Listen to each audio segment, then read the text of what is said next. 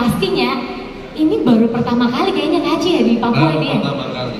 Wah, luar biasa. Tepuk tangan dulu, ini kayaknya ada banyak sekali orang yang sudah mengimpikan. Kapan ya ada konser orkestra di Jayapura, di Papua begitu. Betul. Dan sebelumnya nih Kak BJ, kita juga pengen tahu lebih detail profil dari Dira Entertainment sendiri dan apa sih yang Dira Entertainment ingin hadirkan di tanah Papua. Lebih khusus mungkin boleh ceritakan sedikit soal Dira Entertainment ini Kak BJ, silakan. Dira Entertainment wadah buat kita para seniman Papua yang ingin mempunyai mimpi supaya musik asli tradisional masyarakat Papua dapat muncul dan dikenal lebih luas di tanah air, bahkan mendunia. Harapan kami. Jadi inilah kenapa Dira Entertainment hadir dan pastinya juga sebagai wadah ruang untuk musisi-musisi handal dalam tanah Papua, terlebih lagi dengan musik-musik tradisionalnya Kak BJ. Mimpi dan harapan kami, musik asli masyarakat Papua seperti yang tadi saya sampaikan dapat muncul dan dikenal lebih luas khususnya di tanah air, bahkan mendunia. Karena bagi kami musik Papua sangat kompeten, sangat layak untuk kita kenalkan sama dunia. Itu mimpi yang pastinya bukan cuma satu orang yang wujudkan, tapi kita semua. Boleh tepuk tangan untuk teman-teman seniman dan juga musisi-musisi yang hebat. Oke, terima kasih Mas Haji masih tetap di sini dan kita akan langsung saja mengundang yang pertama Kak Eto untuk bisa join sama-sama dengan kita. Mana tepuk tangannya sekali lagi untuk Kak Eto, Papua Original. Selamat sore. Selamat sore Kakak. Agus main bagus nih. Kakak aman? Oke. Kakak aman? Posisi aman. Aci bilang kursi terlalu tinggi. Kursi terlalu tinggi. Oke. Selanjutnya, langsung saja kita undang Kak Erwin Gunawan.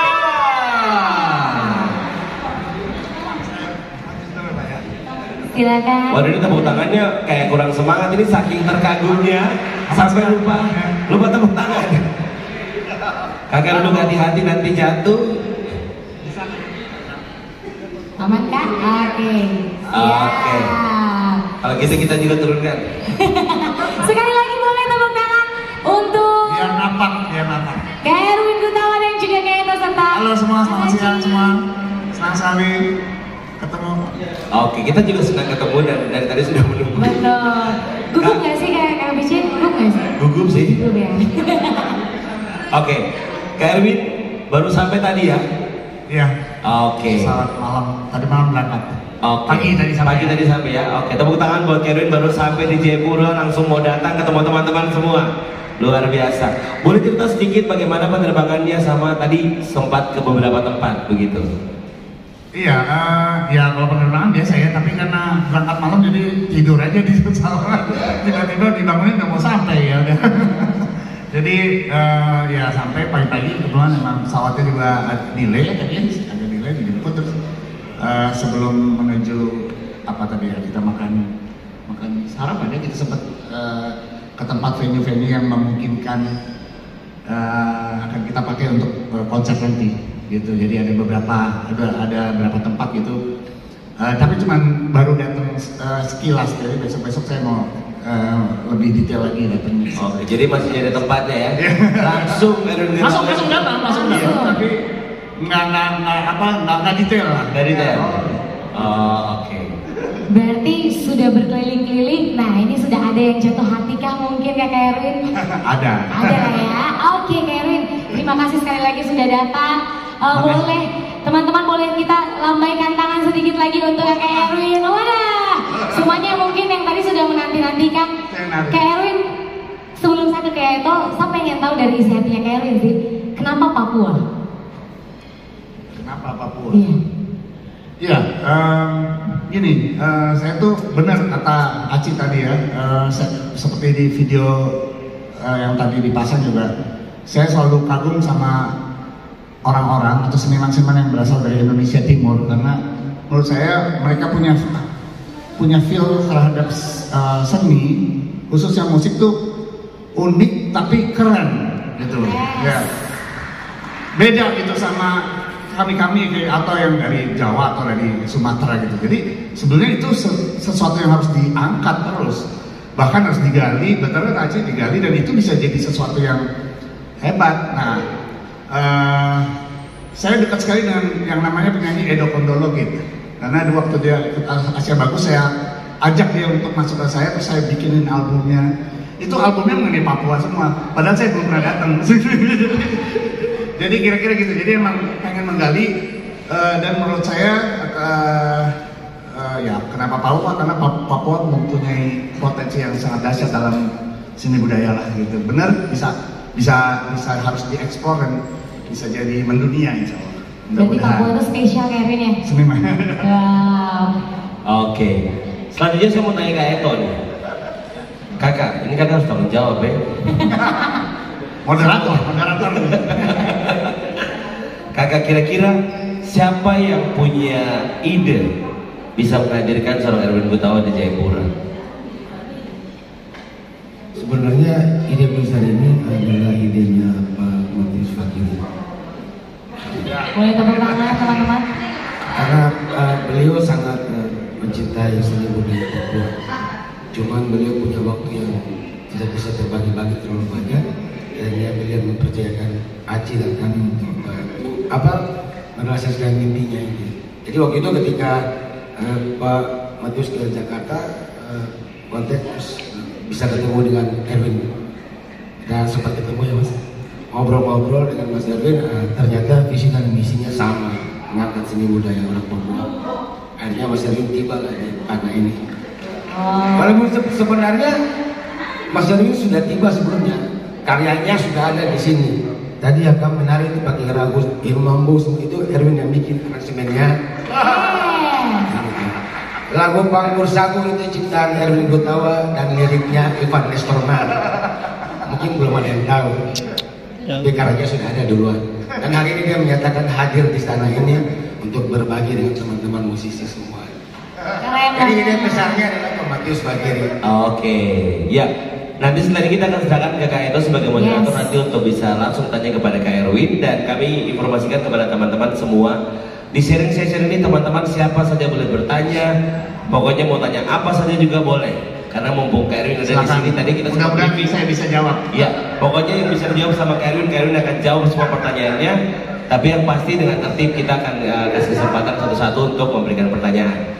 Untuk itu selanjutnya kita langsung kasih kepada Kak Eto. Oke, baik.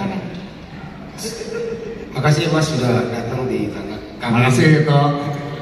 Mas, ini saya mau tanya-tanya tentang buat Aci mau duduk di depan. Nanti Aci tanya juga nanti. Kita juga bergeser sedikit. Nanti kalau kita diperlukan akan kembali. Iya. Kalian tidak mau bergabung dengan saya. Karena kita foto ini kalau di maestro yang berbicara, kamu harus mundur sedikit. Mas Erwin, di sini yang hadir ini semua musisi-musisi muda, seni dan yang senior juga. Jadi mereka adalah musisi-musisi luar biasa, dapat talenta luar biasa sekali Mas. Nah, ini saya mau tanya, mungkin Mas Erwin bisa kasih sedikit tips buat saya dan teman-teman sini menjadi seorang musisi profesional. Kalau selama ini mungkin saya salah, dari dulu itu saya salah berpendapat bahwa musisi profesional adalah ketika saya main dan dibayar. Banyak juga beranggapan seperti itu Mas. Dan kebanyakan musisi di sini punya talenta yang luar biasa, tapi mereka tidak punya kesempatan untuk ada yang sekolah secara akademi atau kursus-kursus yang lain. Mereka selalu berusaha untuk mengerjakan sesuatu sendiri, gitu Mas. Menurut Mas Erwin kira-kira ada tips atau saran apa yang harus kami perjuangkan untuk mencapai seorang musisi atau vokalis tradisional profesional? Oke, terima kasih Eto. Tadi kita sepakat kita lebih rileks ya. Kan santai aja. Aduh. Jadi ya, santai aja. Saya mau coba seringan mungkin mudah-mudahan bisa ada insight ya ketika saya bisa bicara gitu. Jadi pertanyaan Eto tuh mengenai bagaimana jadi musisi profesional ya. Jadi pertama kali kita harus lihat musik itu apa sih. Jadi musik itu kan cabang dari sebuah kesenian. Seni itu adalah cabang dari sebuah budaya. Jadi musik itu harus kita anggap sebagai sesuatu yang serius, gitu ya, menurut saya gitu.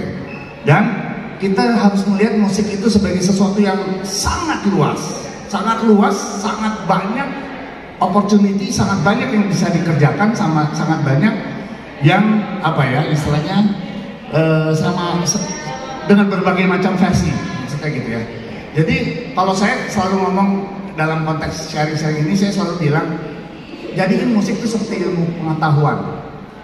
Jadi di situ ada ilmunya, ada tekniknya, ada prakteknya, ada latihannya, ada semua. Dan yang paling penting adalah ada kreativitas.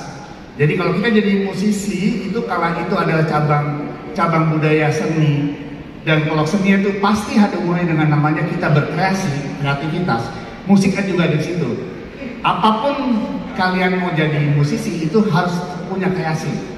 Nah, gimana kita supaya tidak kreasi? Dia harus cari ilmunya, latih, timbulkan apa ya, inner untuk supaya bisa membuat sesuatu. Jadi gini, banyak orang musisi kalau lo jadi musisi sebagai apa? Main gitar, tapi nggak pernah main gitar. Menurut saya nonsense. Gitu. Saya penyanyi, tapi nggak pernah latihan nyanyi.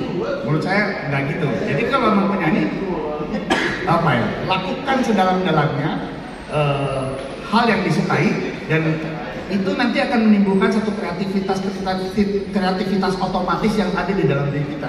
Tadi Iam bilangnya apa ya? Tubuhnya membuat memori itu setuju banget, karena di musik juga sama.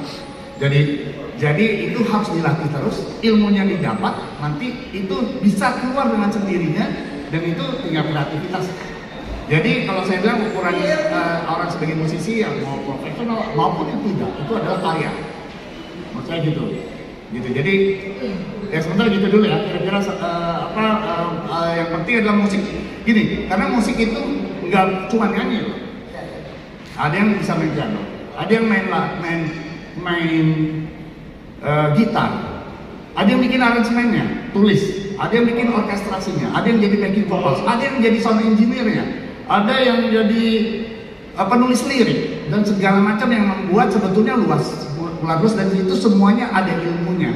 Jadi emang harus dicari ilmu itu dan dilatih. Jadi tinggal pilih aja sih sebetulnya, dan bertanggung jawab terhadap pilihan itu, dan itu akan menjadi sesuatu. Karena kita kalau main musik nggak mungkin sendirian. Saya main orkestra nggak mungkin kalau nggak ada pemain 50 orang, gitu. Jadi sebetulnya itu. Jadi kita tuh bisa saling bersinergi berdasarkan kemampuan masing-masing. Memang juga ada yang multi bakat ya. Memang ada juga itu karunia. Tapi banyak juga yang nggak apa-apa juga, khusus main gitar, khusus mencipta lagu, khusus untuk jadi sound engineer. Ada yang bahkan sekarang manajemen musik aja jadi sesuatu yang mengasihkan ya buat anak muda, karena musik itu harus dilurus supaya jadi. Kayak tadi Aci bilang, gimana untuk mendunia? Harus ada yang ngurus. Kalau kita cuma bikin di kamar terus ya nggak jadi, nggak ada yang denger. Jadi ada yang ngurus. Jadi itu kita cuma sekarang itu seni dan musik industri itu makin lama tuh makin memerlukan pemikiran-pemikiran atau ide-ide yang supaya bisa diterapkan, dan apa ya, supaya orang bisa selain menikmati tapi juga bisa merespek karya itu. Kira-kira gitu. Jadi kita sebenarnya harus banyak belajar juga dari segala sesuatu yang ada. Ya. Terus kayak makanya saya bilang musik harus kita anggap sebagai ilmu pengetahuan, berarti banyak belajar. Banyak belajarnya. Gitu. Banyak belajar. Kadang-kadang kita kalau misalnya penyanyi atau pemain bass sekarang ini kebanyakan sih mungkin karena waktu dan lain. Tapi kalau pemain gitar atau pemain keyboard itu cuma ngulik, tapi nggak belajar, nggak latihan skillnya dan apa teorinya kayak vokal. Mereka nggak belajar vokal tapi belajar lagunya aja, ngulik kayak gitu. Sebetulnya kita ini bangsa yang Indonesia, terus umpama negara tropis itu diberkahi oleh bakat alam. Itu yang bisa menopang awal. Jadi berdasarkan dengar bisa nyanyi bagus, berdasarkan hasil ini ngulik itu bisa bagus. Tapi itu nanti nggak cukup kalau mau terus. Kita harus kayak katakanlah kayak tentara mau perang, fisiknya bagus udah aman, itu bakat ya. Tapi kan perlu peluru juga harus dilatih supaya nembaknya tepat gitu. Jadi nanti nggak cukup kalau perangnya makin susah. Jadi kalau cuma sekadar tarkam gitu cukup gitu ya. Gitu untuk di lingkungan sedikit, oh keren banget kamu nyanyi ya, oh bagus banget main gitar ya. Tapi ketika masuk ke lingkungan yang lebih luas lagi, dibutuhkan lagi skill-skill lain, skill cara ngomong. Kalau penyanyi biasanya harus punya public speaking bagus, musisi harus mengenal musik berbagai banyak genre. Itu jadi senjata-senjata yang ibarat kalau kita perang itu kita punya banyak peluru. Nah itu yang membuat kita bertahan dan menang perangnya. Kira-kira gitu. Jadi yang sampai peluru lawan lebih banyak dari peluru ya. Karena lawan kita nyiapin peluru juga. Kita bukan dalam arti mau bertanding kalau main musik, tapi kan kita bersaing.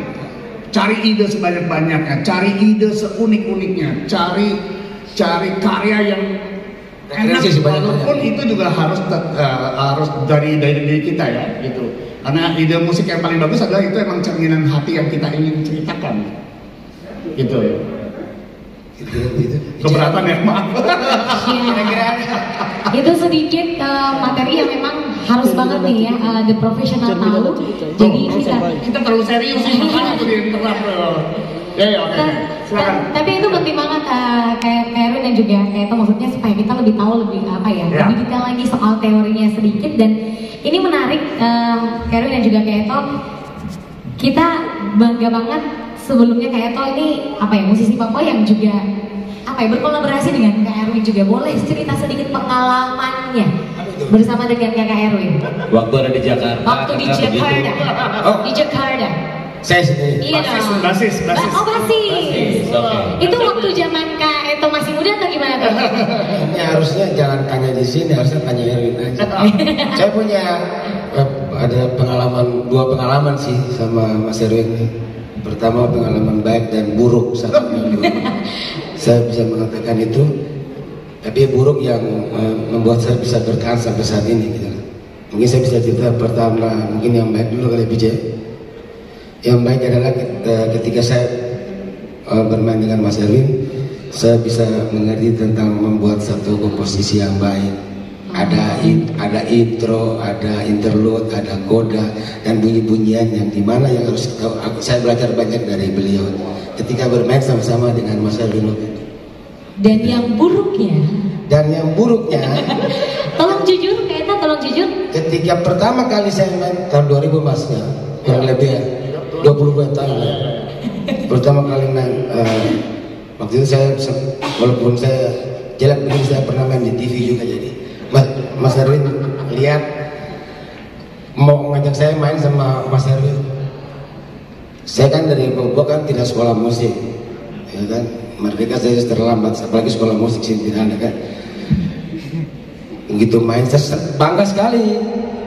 Seorang Erwin gue tahu itu idola kami tahun 80-an di sini kan, pemain bass kan udah berarti Erwin ini idola dari zaman bahula sampai zaman modern. Diajak main kan, bangga sekali. Begitu mulai besok ada jadwal latihan, saya dengan percaya diri bawa alat masuk. Waktu itu lumayan sih Mas, pakai 6 senar ya, gaya-gaya doang sih, kayak orang jago padahal terada. Masuk pas mulai latihan pakai kertas ini, ada partitur not balok yang saya ini hal buruk karena saya tidak mengerti tentang not balok, apalagi tanda baca. Jadi ketika buka begini, ini apa ya? Itu macam berapa aja kayak balok begitu kan? Dan dari 60 orang cuma kita bertiga yang nggak bisa baca. Saya ada teman 2 di sini ya. Jadi begitu Mas Erwin 1, 2, 3, bang, Bas diam. Bas diam. Terus saya lihat di sebelah, sampai mana? Dia juga tanya, sampai mana ya? Ini termasuk hal buruk. Jadi istilahnya kalau kita berangkat itu, yang pemain yang lain yang dosu sampai Sentani kita masih di hotel. Itu hal buruk, tapi itu memacu saya untuk berusaha untuk mengetahui apa yang bermain musik yang sebenarnya itu seperti apa begitu. Jadi akhirnya diajarin, oh ini tanda baca, ininya ada tanda baca. Jadi kalau main dari sini sampai sini ada kamar 1, kamar 2, kadang-kadang tuh masuk salah kamar mayat sebelah. Itu hal-hal buruk yang menjadi pemicu buat saya menjadi semangat untuk belajar gitu. Alhamdulillah sampai terakhir puji Dan Tuhan. sekarang Eto belajar bacanya lancar. Enggak juga. Itu hal-hal buruk yang menjadi pemicu buat kita semua sih, buat kita. Saya pikir itu mungkin. Boleh saya tambahin? Boleh, Jadi, boleh. Kalau kayak bilang ilmu, terus Eto tadi cerita saya nggak belajar sekolah musik. Jadi ilmu itu, apalagi zaman sekarang, bukan harus sekolah. Sekolah memang benar harus bagus ya. Menurut saya gitu. Ilmu itu bisa didapat di mana aja sekarang. Bisa didapat di mana aja. Jadi tapi harus tekun mempelajarinya. Jadi banyak orang tanya, main musik itu perlu bakat aja cukup apa enggak? Enggak. Harus ada tekad dan tekun. Memang bakat modal utama awal aja, tekun. Nah, tekun itu salah satunya adalah mencari ilmu itu. Jadi saya bilang ilmu itu bukan harus sekolah kemana ya gitu, karena terus terang saya main musik aja nggak pernah belajar sekolah musik. Saya belajarnya arsitektur kuliah saya, jadi saya semuanya belajar sendiri. Mencoba orkestra, saya tulis, saya suruh orang main sampai lama-lama seneng. Main bass juga gitu, saya belajar main, saya coba, lama-lama suka. Gitu. Jadi menurut saya ilmu itu sekarang bisa, apalagi sekarang ya, info itu berterbaran di dunia digital. Apa tutorial apa segala macam itu apa aja ada. Ya. Memang kalau ada kesempatan belajar serius formal secara musik, kalau ada rezeki kan juga bagus. Kenapa? Itu akan mempersingkat waktu supaya lebih lebih efisien. Langsung tahu maksudnya. Tapi itu juga bisa kalau nggak dapat kesempatan itu, katakanlah sekolah musik nggak ada atau guru nggak ada, itu sekarang bisa dicapai semuanya. Jadi menurut saya ilmunya itu harus kita cari di mana aja ada sekarang gitu. Jadi pengertian kayak Eto tadi itu kan, dia berangkat ke Jakarta, katanya belum pernah sempat belajar musik. Tapi alhamdulillah mungkin ilmunya dia didapat karena dia sering main sama siapa aja. Ketemu sama saya kasih novelok. Nanti kalau ketemu orang lain, musik director lain, atau ketemu port yang seru gitu, yang itu main R&B dan segala macam. Jadi itu yang membuat akhirnya ilmunya bertambah. Jadi gitu. Jadi ilmu itu bisa intinya ilmu bisa didapat di mana aja gitu. Kira-kira begitu. Oke, mungkin saya mau balik lagi ke perencanaan acara nanti tuh. Di perencanaan ini kan ada kolaborasi antara orkestra dan musik tradisional. Itu kan tadi Kak Erwin sempat kasih hint di depan, musik itu luas sekali. Nah kemudian bagaimana proses untuk mengkolaborasikan musik orkestra dengan tradisional? Jadi Pak Matius yang nggak ada, tapi jadi apa yang kata Eto tadi, ada satu bukan kesempatan, apa itu tadi idenya sama bareng gitu. Itu jadi saya ngeliatnya begini, saya mungkin sudah sering main orkestra, tapi saya bilang saya nggak mau cari, bukan mau Erwin Gutawa main di Papua, itu pasti senang sekali karena saya sama Papua dari dulu udah bikin lagu Papua, baru kali ini nginjek tanah Papuanya. Jadi kalau sampai ya baru kali ini gitu, hari ini. Terima kasih banget ya, terima kasih banget. Bahwa udah bikin lagu mengenai Papua, udah bikin ya Mambol itu segala macam, bikin aransemennya ya, bikin Pakur Sabu. Nah, jadi apa yang saya inginkan kan sebetulnya kalau saya cuma main orkestra saya itu sebetulnya kayak mirip aja saya main di mana aja, saya main di Bandung dan di Kalimantan atau gitu, udah pernah saya lakukan di Surabaya dengan orkestra saya.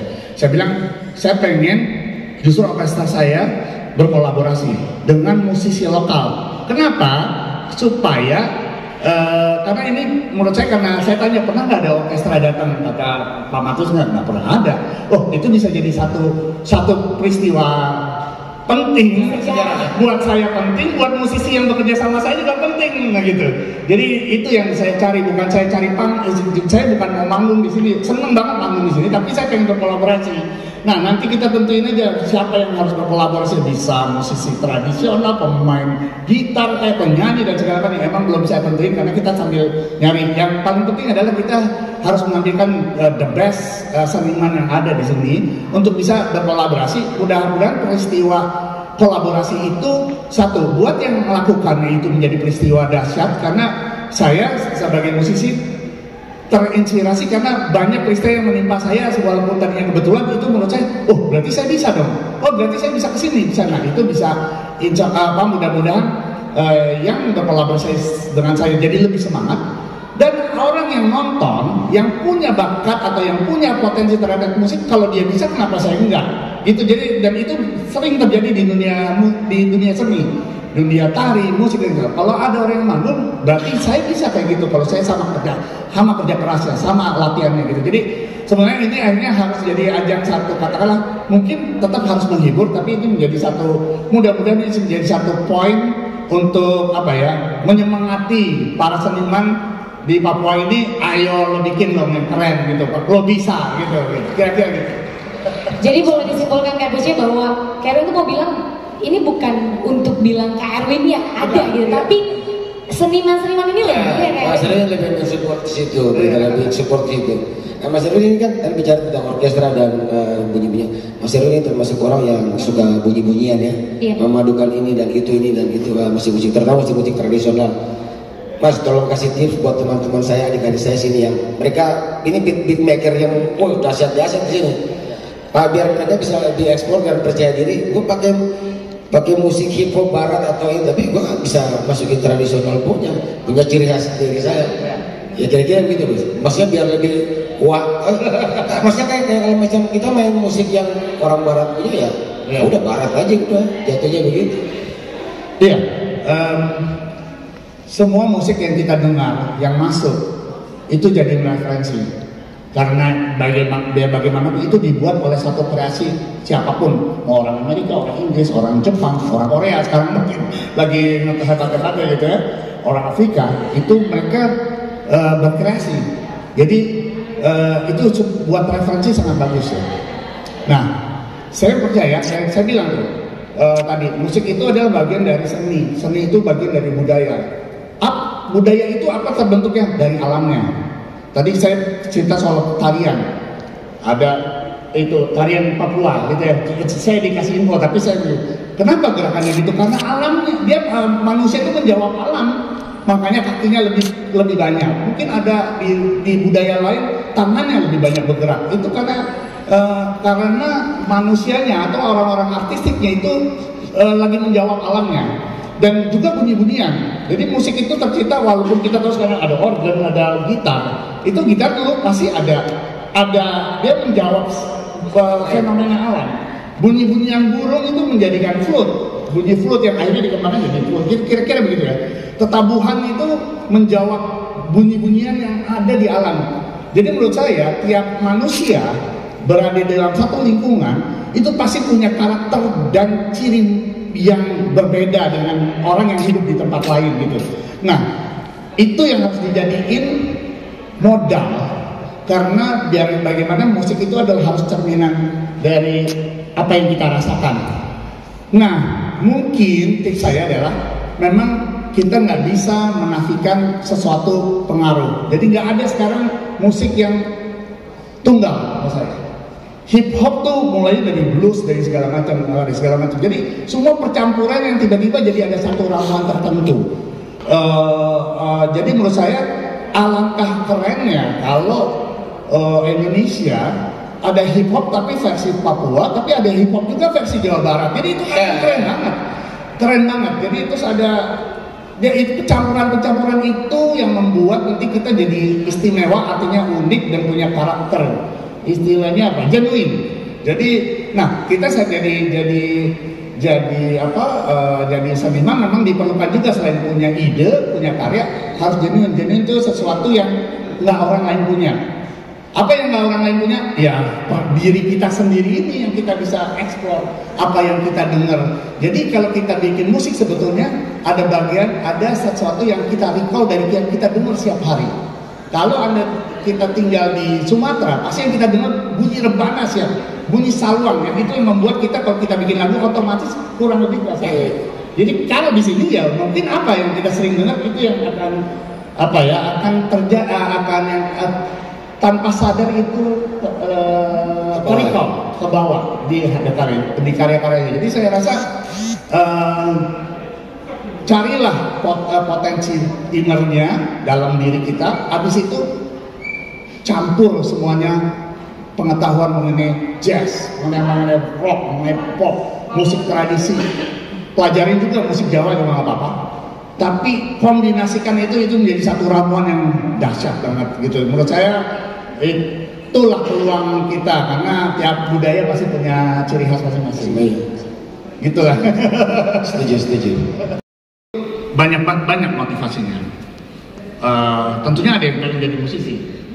Ya, tapi sebenarnya musik fungsinya juga bisa pengisi waktu, ya kan? Kedua, musik itu harus diakui punya hal positif terhadap personal orang. Kenapa? Kalau kita main musik sering, itu biasanya kita terasah sense of keindahan.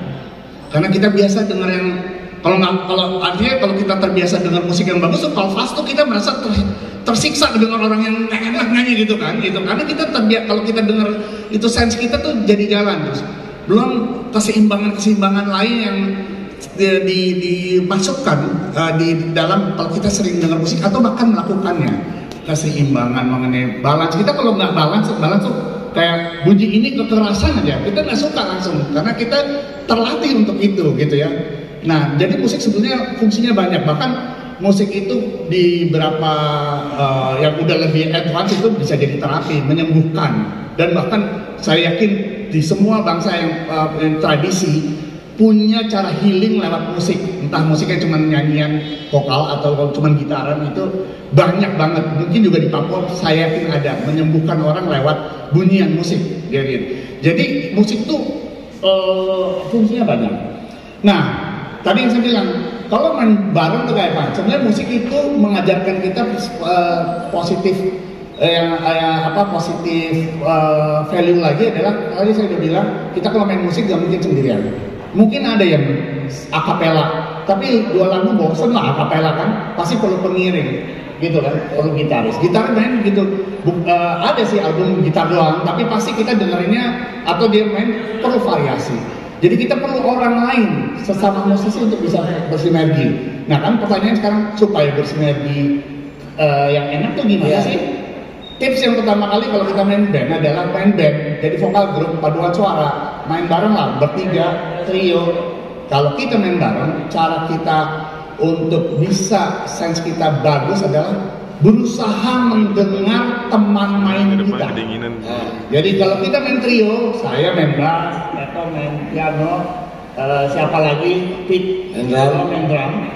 Kalau saya main bass, tiba-tiba saya nggak bisa dengar gitarnya Eto, berarti saya udah salah. Itu kunci yang paling simpel dulu deh. Jadi kita kalau jadi paduan suara 2-3 gitu, kalau kita nggak bisa dengar suara 1, kita suara 3, itu sebetulnya udah kalau kekerasan sebetulnya. Jangan gitu dong, harus bareng. Karena di situ diperlukan unity itu kan gitu. Nah sebenarnya di musik tuh kerennya itu sebenarnya. Kita tuh diajak merespon sesuatu yang dikerjain oleh orang dan kita harus menghargai. Makanya musik tuh pelajaran positif value-nya tuh banyak banget dan itu berguna untuk dipraktekkan di hal-hal yang sifatnya apa istilahnya main ensemble bareng. Berdua aja aneh kalau yang satu kenceng banget, yang satu bodoh amat. Jadi diperlukan kerjasama. Jadi kalau mau bikin band yang komplit, coba berusaha, nggak usah pakai PA atau speaker. Bunyi yang ada itu colong dengar, kalian bisa dengar bunyinya sendiri, tapi harus bisa dengerin semua teman-teman yang lain. Lama-lama itu terlatih dan itu ibaratnya jadi solid kalau kita bilang. Kalau band itu tight, solid istilahnya gitu. Jadi itu tips yang paling gampang sih sebetulnya. Habis itu memang ngembangin bareng-bareng ya ilmu musiknya gitu. Ya kira-kira gitu. Wow. Oke, tepuk Luar biasa. Aduh, keren banget ya, komplit ya kayaknya kayak itu ya. Komplit apa yang tadi Kakak Erwin sudah bilang buat kita. Terima kasih banyak Kakak Erwin. Saatnya, ini dia, kita mau buka kesempatan buat Oki 1 sudah ada. Pak Erwin dan Teh Eto datang untuk memberikan hal-hal yang luar biasa untuk seniman-seniman di tanah Papua. Saya hanya mau tanya kepada Pak Erwin, adakah keterpanggilan dari hati yang paling terdalam untuk negeri ini, untuk membangkitkan dan mengangkat seni di tanah Papua ini? Itu satu hal yang saya tanya.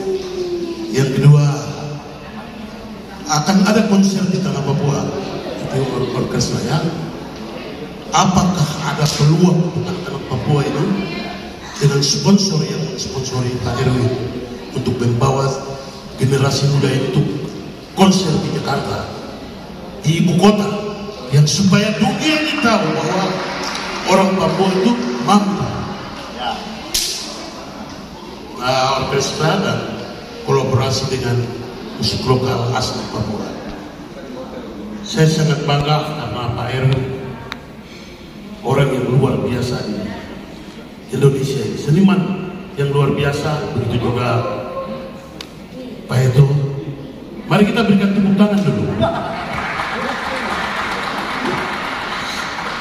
Saya harap Pak Erwin dan Pak Eto tolong sampaikan ke sponsor atau punya sponsor yang luar biasa di Jakarta atau di mana saja.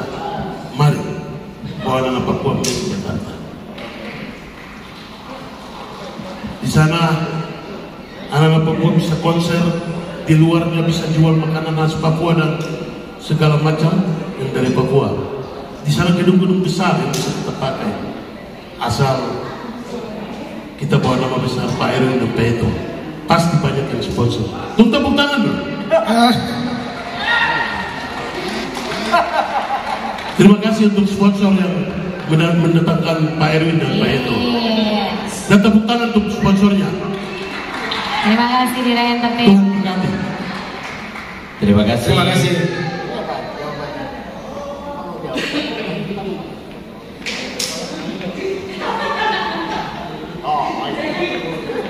Ya. Terima kasih, Bung. Kak Erwin Ada jalan lagi? dulu.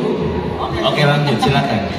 Terima kasih untuk waktu yang terhormat kakak seniman Indonesia pertama kali hadir di tanah ini. Yang kedua Bogeto dan juga kepada kakak-kakak senior seniman yang ada di tanah Papua, kiranya Tuhan Yesus memberkati. Wah.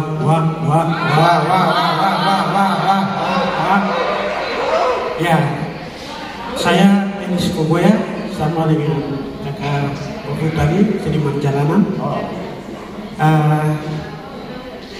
Saya bukan bikin pertanyaan, tetapi bikin permohonan kepada kakak Erwin. Ada dua hal penting yang saya mau bermohon kepada kakak. Yang pertama adalah minta maaf, kita seniman Papua itu otodidak. Kita tidak tahu non balokan, non itu kan, itu tidak tahu. Minta maaf. Itu jadi kendala dan masalah besar untuk kita semua yang ada di tanah ini, yaitu seniman seluruh tanah Papua. Kita jago alam, jago otodidak, jago menyanyi berdasarkan pikiran kita sendiri, perasaan kita sendiri, tapi tidak pernah korek namanya not itu. Jadi permohonan saya, kakak Erwin orang pertama kali yang bagi ilmu untuk orang seniman di tanah Papua. Pertama kali. Hari ini sejarah mencatat banyak orang yang datang dari Jakarta tapi ilmunya pakai balik pulang. Tapi hari ini kami berterima kasih kepada kakak bahwa bapak punya hati besar untuk di tanah ini. Jadi yang pertama adalah kakak Erwin tolong buka satu sekolah tentang seni di tanah ini. Yang kedua adalah lagu yang ada di tanah ini sekitar 200 suku lebih dengan berbagai bahasa yang berbeda dan dengan latar belakang musik etnik yang sangat banyak. Dan permohonan saya, lagu ini masuk di dalam penggabungan orkestra. Semoga lagu kita masuk di dalam dunia internasional dan mereka tahu bahwa lagu Papua itu bahaya-bahaya. Terima kasih untuk permohonan saya kepada kakak waktu dikembalikan. Wah. Kak Erwin coba dulu dong. Wah. Mungkin ini Kak, jadi kalau istilah bahaya itu bukan danger ya, bahaya itu maksudnya bagus-bagus. Mantap, lagu-lagunya mantap. Betul. Kak Erwin ini kayaknya banyak banget. Ini ada KDF, ada Kepo juga mau tanya. Silakan siapa yang mau tanya dulu? Keke. Oke. Kalau senior izin, suhu. Sesepuh. Kepo, yes. Kesalahan Nabi. Mike boleh di depan. Langsung bikin beat langsung. Ya kita udah duduk di depan jadi dari ujung-ujung aja. Siap. Pertama selamat sore untuk seluruh senior musisi, orang tua musisi yang saya bisa duduk sejajar dengan dorang nih adalah sebuah kehormatan. Dan juga kedatangan Kak Erwin datang ke Tanah Papua khususnya Kota Jayapura adalah sesuatu yang langka dan perlu dimanfaatkan yang baik. Jadi tadi kebanyakan bertanya soal pengalaman dan lain-lain. Saya ingin bertanya yang siapa tahu sesama musisi butuhkan, yaitu dalam penulisan bagian sebuah lagu. Jadi kami adalah musisi hip hop di Tanah Papua. Tadi ada Kamam, dalam bahasa Biak bilang Bapak Jor, dan ada Kakak Enis juga bicara tentang musisi jalanan. Kalau kami rapper di Papua adalah the real street or die, kita lebih jalanan. Kita militan dari jalanan untuk bisa masuk ke sebuah label. Saya kontrak 3 tahun di sebuah label di Jakarta dan pulang memilih untuk militan kembali ke Jayapura. Dalam sebuah lagu seperti ada intro dan juga masuk ke verse, dan nantinya kita masuk ke interlude dan juga ada koda. Dalam musik hip hop kita hanya membutuhkan 2 bait intro dan pasti langsung ke verse yang kita bilang verse rap. Verse 1 masuk ke chorus. Dan interlude yang kita sebut di musik hip hop adalah drop music. Dan kembali lagi ke verse rap dan kembali ke chorus. Apakah dengan berpatokan dengan cara hip hop itu sudah memenuhi standar penulisan sebuah bagian lagu, atau menurut Kak Erwin ada sesuatu yang perlu dirubah dari kami? Ini menurut saya sangat terima kasih.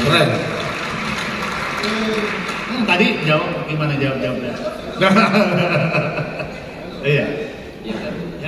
Kalau tadi memang harapan. Terima kasih. Itu mudah-mudahan harapannya bisa kita lakukan bersama. Tentunya pasti nggak bisa cuma saya, karena saya pasti memerlukan banyak input masukan untuk supaya kerjasama orkestra saya dengan musisi atau seniman Papua ini bisa memenuhi atau bisa memenuhi yang tadi diminta gitu ya. Tentunya itu semua bagus-bagus gitu permintaannya, jadi insya Allah kita bisa lakukannya.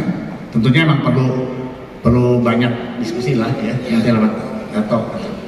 Nah kalau tadi ngomong teknis bikin lagu, jadi gini, kalau saya tuh punya prinsip dalam bermusik, kalau bikin karya standar yang umum pelajari, habis itu bikin yang beda dikit. Saya selalu mencoba gitu. Jadi kadang-kadang kalau tadi aturan kata, kalau di hip hop saya malah baru belajar nih. Terima kasih. Ya, ada first tuh bait ya, bait, ada first chorus langsung. Kalau intro namanya drop tuh kayak gitu kan. Habis itu masuk lagi. Biasanya kalau emang rap tuh rata-rata yang penting beatnya enak, gitu kan. Yang penting beatnya supaya bisa rapper langsung jalan lah gitu ya. Nah, kalau saya jadi ngebayangin, itu kan pasti yang dibikin itu rata-rata teori-teori itu rapper-rapper orang Amerika, rata-rata bikin gitu. Coba lo bikin berdasarkan puisi Papua, nggak usah mikirin kaidah verse, tapi tetap ada dropnya, ada segala macam. Buat saya bisa jadi sesuatu yang lebih unik, yang saya bilang genuine.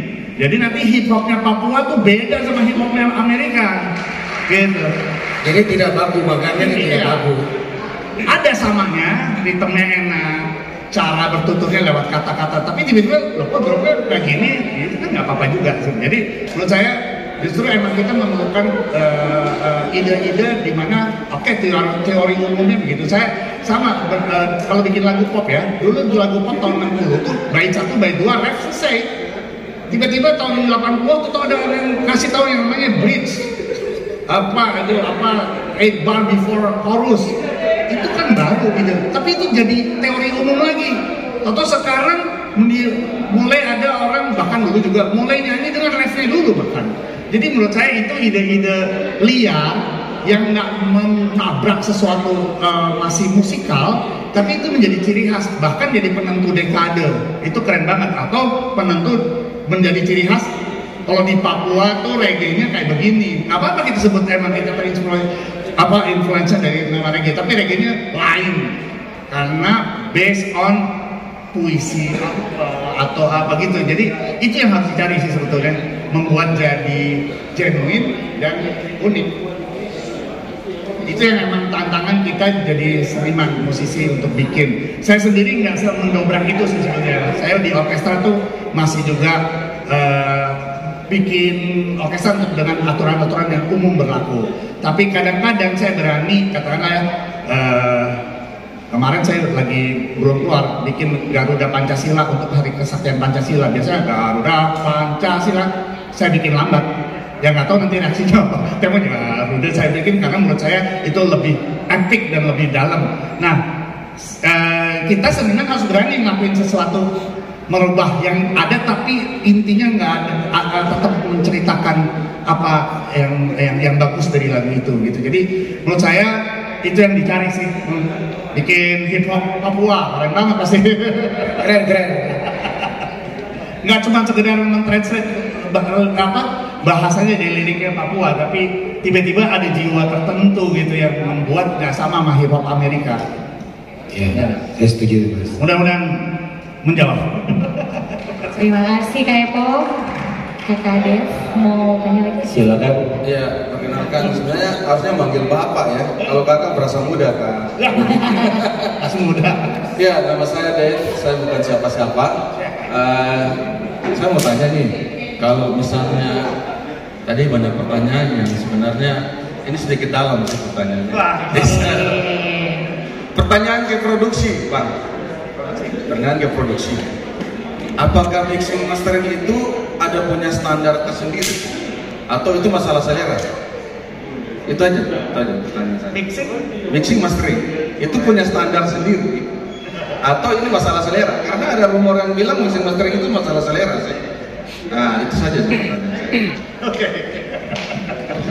Jadi gini, mungkin buat teman-teman, mixing itu final dari sebuah produksi audio. Ada final audio yang bisa diramu menjadi satu kombinasi bunyi yang enak. Kalau mastering itu proses lebih lanjut supaya itu bisa diedarkan ke platform, bisa CD, digital dan segala macam.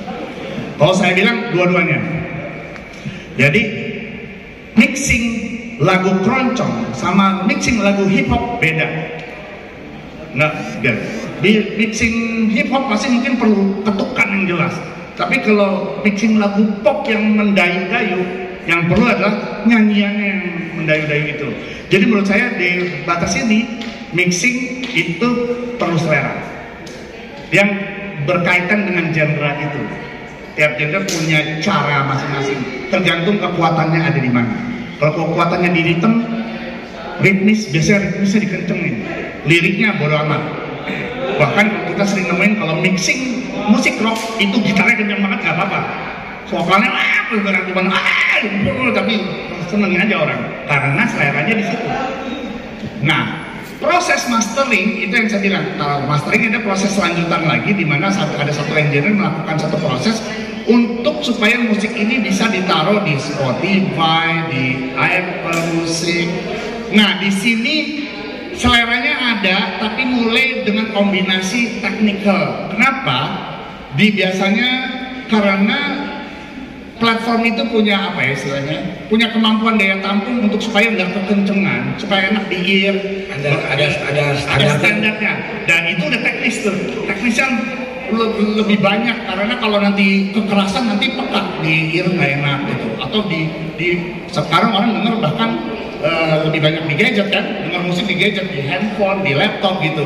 Nah itu memerlukan satu teknis yang orang ngerti supaya musik ini yang udah di mixing dengan selera yang bagus supaya tetap fit di digital yang kita atau CD. Bahkan kalau kaset mix masteringnya beda lagi tuh, harus dulu zaman kaset lebih beda, nggak dikompres habis. Kalau sekarang dikompres habis, istilahnya ditekan bunyinya supaya antara lagu aja harus sama, kurang lebih, jangan ada kenceng banget atau tiba-tiba lagu kedua kan banget. Masa kita kalau pendengar tuh harusnya dengar tuh dengan volume standar, dia akan nyaman terus. Kira-kira gitu. Jadi memang tetap ada selera, tapi porsinya kalau di mixing tuh teknisnya pasti standar, tapi seleranya lebih banyak karena tiap mixing genre lain. Kalau ini seleranya udah tetap ada karena mastering rock sama itu mungkin agak beda dikit, tapi lebih banyak teknisnya, teknis audio ya, teknis digital gitu. Kira-kira gitu sih. Ya, deh.